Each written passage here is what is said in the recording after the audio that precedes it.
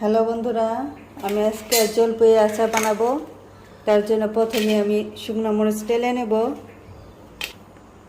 এখন দিয়ে দেব পাঁচফোড়ন। হ্যালো বন্ধুরা, আমি জলপাই সিদ্ধ করে রেখেছিলাম, এখন আমি চটকে নেব। এখন তেল ঢেলে দেব, দিচ্ছি, দিয়ে দিলাম। এখন জলপাই দিয়ে দেব। এখন মিষ্টি দিয়ে দিচ্ছি।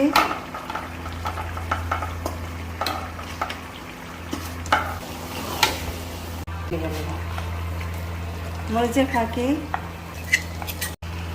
এখন পাঁচফোড়ন দিয়ে দেব। আমার আচার কি সুন্দর হয়েছে, আপনারা এইভাবে রান্না করে খাবেন।